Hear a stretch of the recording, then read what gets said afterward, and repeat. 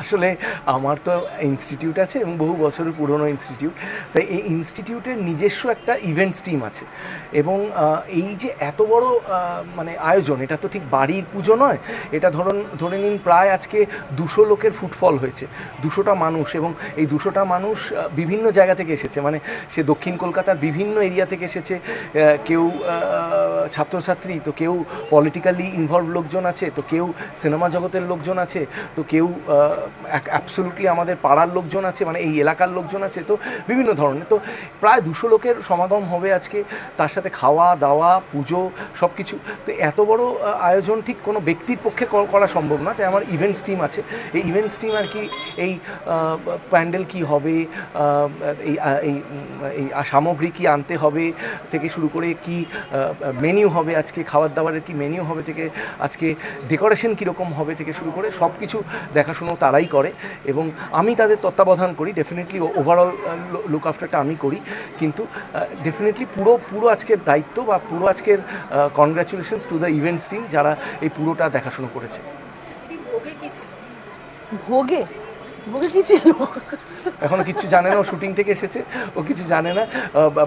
ভোগে বলতে না, আমাদের যেটা করা হয়েছে আজকে সেটা হচ্ছে যে ডিনারের বন্দোবস্ত করা হয়েছে, যেহেতু বহু মানুষ আসছেন বহু দূর দূর থেকে, তাই খিচুড়ি আছে, আলু ফুলকপির তরকারি আছে, দই আছে, পাঁপড় আছে, চাটনি আছে, নিরামিষ খাওয়া দাওয়া আছে। তো এই জন্য মানে ভালো, মানে বেশ মানে চর্বচেষ্য লেজ্জপেও এমন একটা আইটেম আছে আর কি।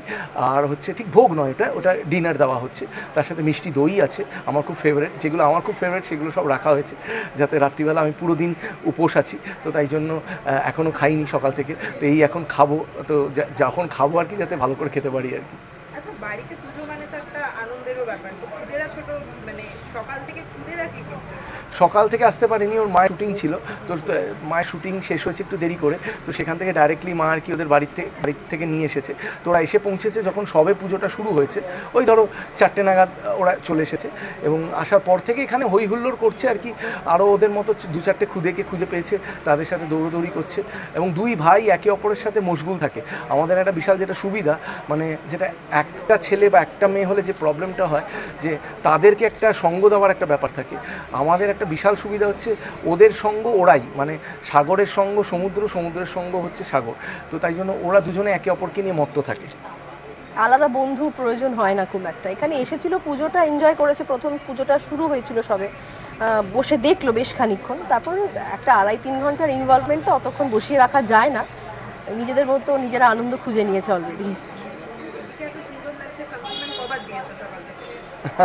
সকাল থেকে তো দেখতেই পাইনি, দেখেছি তো বিকেলবেলা, এবারে বিকেলবেলা কমপ্লিমেন্ট দেওয়ার সুযোগ পাইনি, কারণ যখন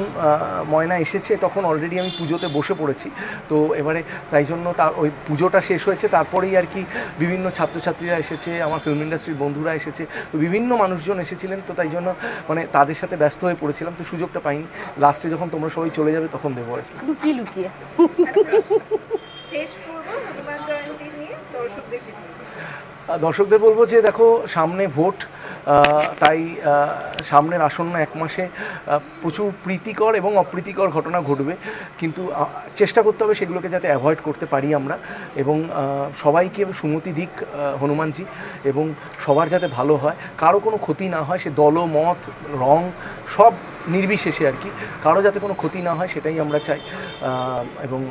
মানুষ যাতে ভালো থাকে, সেটাই এর থেকে বড় চাওয়া আর কি হতে পারে। আজকের দিনে এইটুকুই আমি কামনা করব, যাতে এই